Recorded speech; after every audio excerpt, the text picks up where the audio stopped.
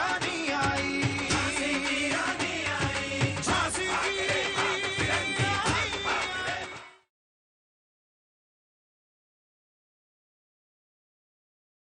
आचार्य वादरायण के मन में मेरे प्रति गलत धारणाएं बैठ गई है। मैं तो वैशाली को ध्रुपद और उसके अराजक तत्वों से बचा रहा था। क्या वहाँ ध्रुपद आया था? हाँ, और वैशाली को जबरदस्ती घसीट के ले जा रहा था। हमने उसे बचाया। वैशाली हमारी सब कुछ है। हम वैशाली से प्रेम करते हैं। प्रेम? नाना बाबू, प्रेम क्या होता है? प्रेम, प्रेम, हाँ वही प्रेम। नाना बाबू बताओ ना, प्रेम क्या होता है? प्रेम तो आप मुझसे, आजोबा से, इंदु दीदी, प्राची से, सभी से करते हैं। वो तो करते हैं, अब हम तुम्हें कैसे समझाएं? बताओ ना नाना भाऊ, ये कैसा प्रेम है? प्रेम एक अलौकिक अनुभूति है, जीवन का मूल कारण। इसकी प्राप्ति के लिए मनुष्य अपने आप को भी भूल जाता है। इतना समझो कि मनुष्य और ईश्वर में प्रेम सेतु का काम करे। खुदाबख्श गालिब ने एक खूब शेर कहा, तस्कीरा सोज़े मोहब्बत का किया था एक, तस्कीरा सोज़े मोहब्बत का किया था एक बार, तादम ए मर्ग जुबान से मेरी छाले ना गए। सुभान अल्लाह। प्रेम की आग जो दिल में जली रहती है, उसे केवल एक बार कह दिया तो मरते दम तक जुबान से छाले न गए। वाह, अद्भुत। इससे अच्छी प्रेम की व्याख्या और क्या हो सकती? यदि यही प्रेम है तो लोग अपनों को भूल जाएंगे, फिर इस देश को क्या याद रखेंगे? मैं तो अपने जीवन में कभी ऐसा प्रेम नहीं करूंगी, क्योंकि मेरे हृदय में तो केवल इन फिरंगियों को भगाने की आग है। मन्नू दीदी, मैं बताऊं प्रेम क्या होता है? बताओ। मन्नू दीदी जरा झुको। लो।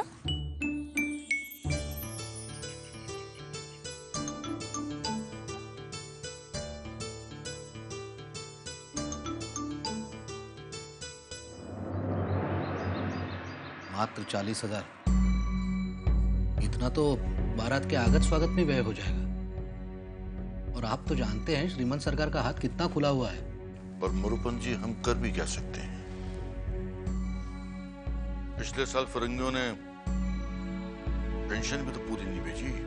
परंतु सखाराम जी, इस बात से श्रीमंत सरकार को अवगत कराना अति आवश्यक है, अन्यथा। बाबा। आओ बेटे। बाबा, ये प्रेम क्या होता है?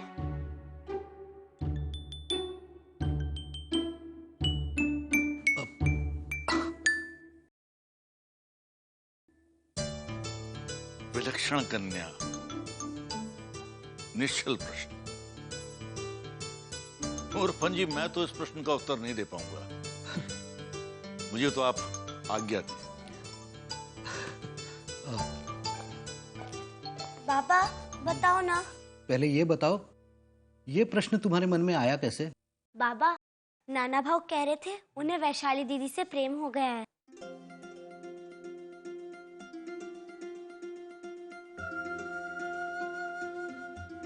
एक काम करो बेटे, रामायण तो लेकर आओ।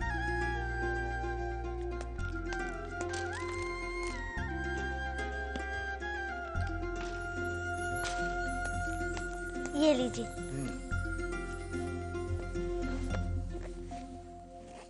प्रेम, प्रेम,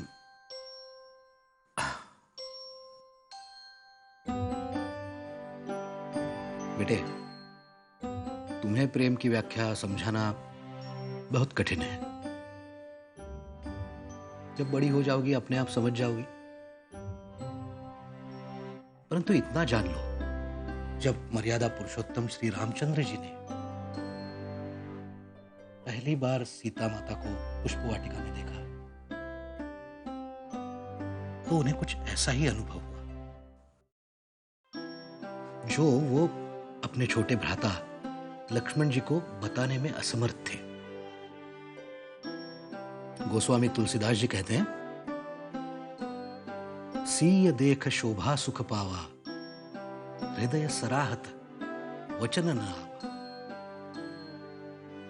अर्थात सीता जी को देखकर श्री रामचंद्र जी का हृदय सराहना तो कर रहा था, परंतु वो कह नहीं पा रहे थे। पापा मैं अभी नहीं समझी, अगर प्रेम हो गया फिर क्या होता है?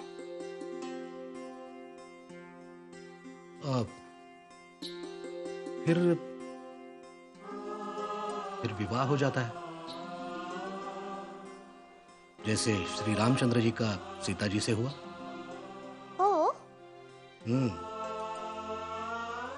और बेटे, विवाह एक सामाजिक संस्कार है जिसमें दो परिवार अपना अस्तित्व भूलकर एक हो जाते हैं। जैसे जब तुम्हारा विवाह हो जाएगा तो तुम्हारे और तुम्हारे पति के परिवार से एक नया परिवार जन्म लेगा।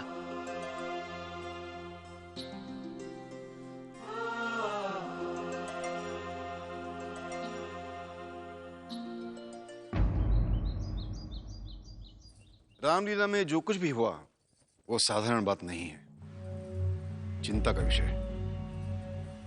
दर्शकों में हम हिंदुस्तानी के अलावा फिरंगी भी थे। क्या प्रभाव पड़ा होगा उन पर? यही तो वो चाहते कि हम आपस में लड़े। श्रीमंत सरकार, आप एक एक बात सत्य कह रहे हैं। आचार्य वादरायण का व्यवहार कटु से कटुतर होता चला जा रहा है। यहां आप एक शक्तिशाली मराठा होने के बावजूद उनसे विनम्रता से सिर झुकाकर मिलते हैं, वहीं आचार्य वादरायण सदैव आपको अपमानित करते रहते हैं। पापा साहब, हमारे मंदो दीदी ने वैशाली दीदी को बचा लिया। मनु,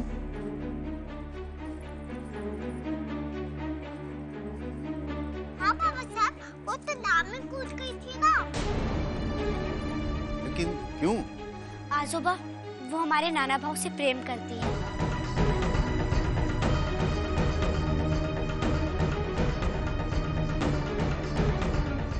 आजोबा, क्या वैशाली दीदी और नाना भाव का विवाह नहीं हो सकता? ये तो सामाजिक संस्कार है जिसमें दो परिवार अपना अस्तित्व भूलकर एक हो जाते हैं।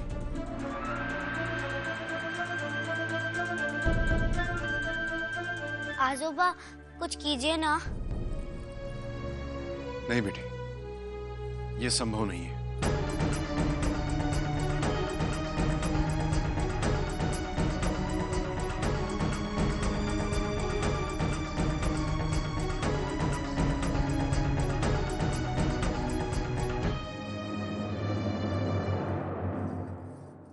आपसे कुछ कहूं?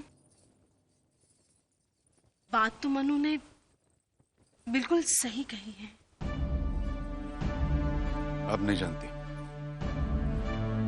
देखा नहीं कितना उग्र स्वभाव है वादरायण का। हमारे लिए उसके दिल में कितना क्रोध भरा है। क्रोध भरा है, लेकिन आपके लिए नहीं, बिठूर के पेशवा के लिए।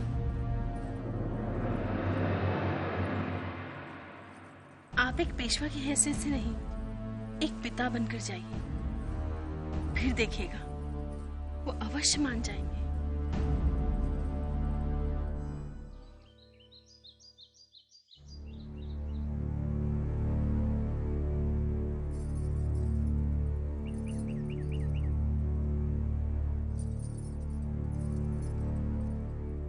वैशाली, थोड़ा दूध पी लो। कल से तुमने कुछ भी खाया पिया नहीं है वैशाली। मन नहीं है माँ। मैं जानती हूँ वैशाली, तुम पर क्या बीत रही है। तुम नाना से प्रेम करती हो ना? प्रेम तो निष्पाप होता है वैशाली, किंतु क्या करें, हम स्त्रियों का भाग्य ईश्वर से ज्यादा इस पुरुष प्रधान समाज ने लिखा है। कई बार अपने ही सपनों को अपने ही पांव तले कुचलकर हम प्रसन्न हैं, ऐसा अभिनय भी करना पड़ता है वैशाली।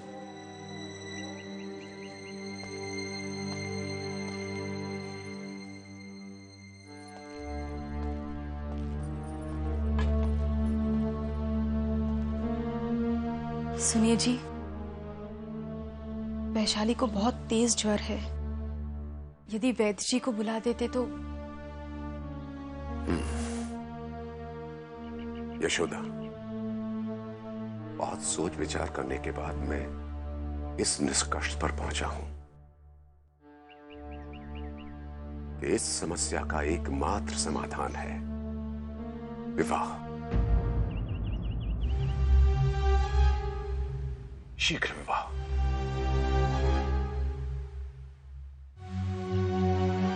किंतु किससे जी? किसी से, कहीं भी, जो भी मिल जाए। मैं आज ही शास्त्री जी से परामर्श करता हूं, तत्काल।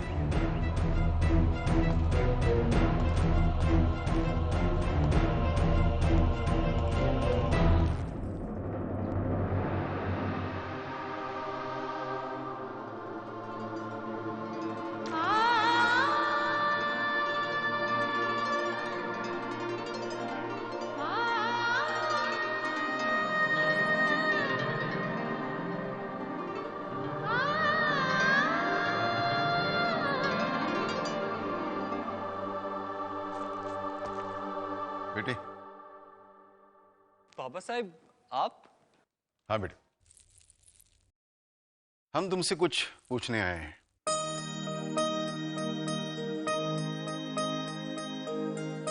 क्या तुम वैशाली से प्रेम करते हो?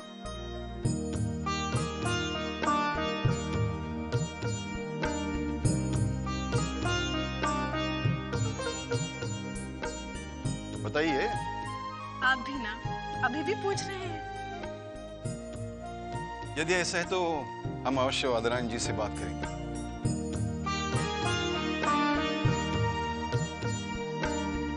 मोरोपंत, आपकी बेटी हमारे लिए सौभाग्य बनकर आई है। इंदु का रिश्ता भी मनु के कारण तय हुआ और आज नाना का रिश्ता भी मनु के कारण ही तय हो रहा है। ऐसी प्रतिभा विरले जन्म लेती है मोरोपंत। हे देवा, उसे वर भी उसकी प्रतिभा योग्य देना। हम तो ये चाहते हैं कि वो किसी राज्य की महारानी बने।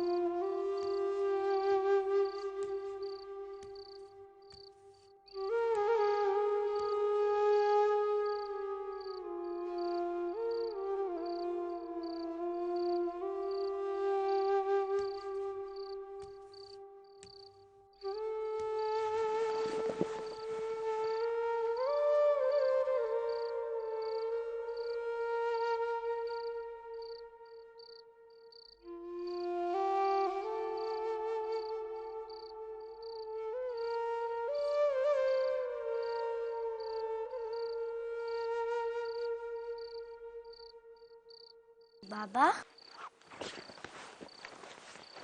क्या हुआ बाबा? कुछ नहीं बेटे। तो फिर आप सोए नहीं? सो जाऊंगा, परंतु बेटे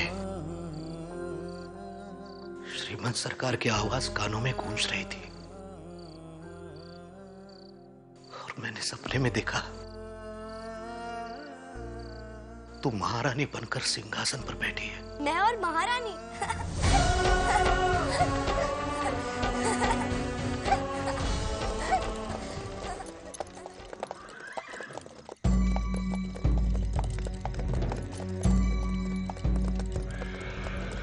श्रीमान, हम लोग झांसी से आए।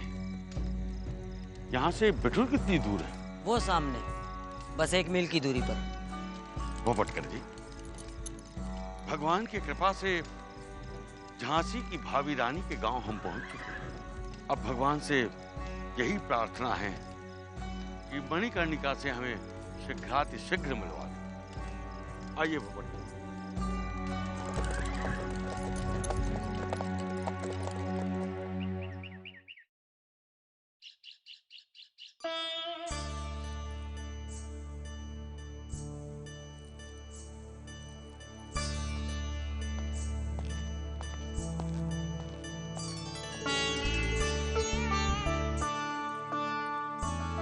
ये नहीं, ढाके का बजाज जो उत्तरी लाया था ना, वो लाइए।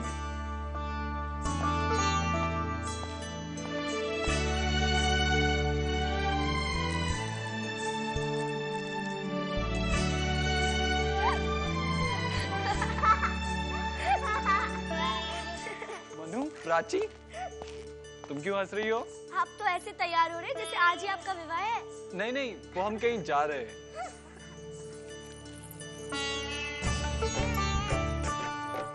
लाइए।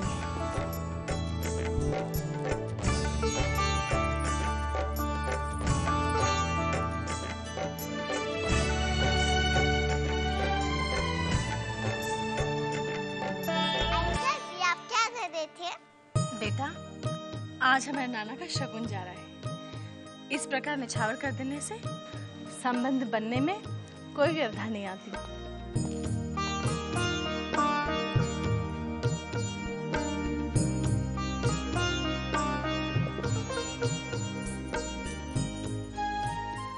आप कहीं जा रहे हैं? आजोबा के साथ आचार्य जी के यहाँ।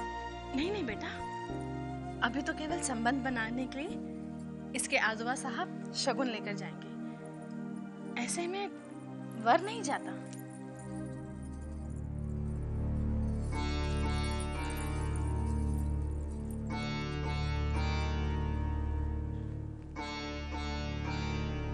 उदास क्यों हो तो नाना भाऊ? हम छिपके देखने चलते। नहीं प्राची, बुरी बात। क्यों बुरी बात है? इंद्रदेव के सामने आपने ने तो कहा था चलो भाऊजी को देखने चलते हैं। उस समय तो हमने भाऊजी को देखा नहीं था, इसलिए गए थे। वैशाली दीदी को तो हम सबने देखा है ना। हम सब ईश्वर से प्रार्थना करेंगे कि ये संबंध बन जाए और सारे विवाद समाप्त हो जाए। हम सब एक हो जाएंगे, फिर ये अंग्रेज हमारा कुछ नहीं बिगाड़ पाएंगे। और ये सब कुछ आपकी वजह से हुआ। मनु, बताइए आपको क्या उपहार में चाहिए? उपहार? हाँ, आज हम बहुत प्रसन्न हैं। मैं भी हूँ। मनु, आपने बताया नहीं कि आपको क्या उपहार चाहिए? मांग लूंगी नाना भाऊ, समय तो आने दीजिए।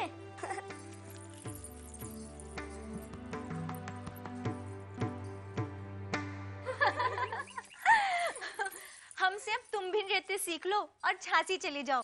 क्या पता झांसी के राजा की दृष्टि तुम पर पड़ जाए और तुम भी झांसी की महारानी बन जाओ।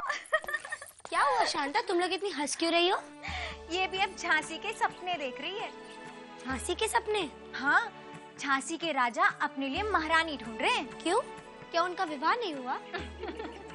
अब ये तो पता नहीं, पर वो जिस भी कन्या से विवाह करेंगे उसे नृत्य भली भांति आना चाहिए। नृत्य तो नाचने गाने वालियों को आता है, क्या वो उन्हें महारानी बना लेंगे? हाँ, सुनने में आया है कि झांसी के राजा इसी कारण से नृत्य प्रतियोगिता करवा रहे हैं।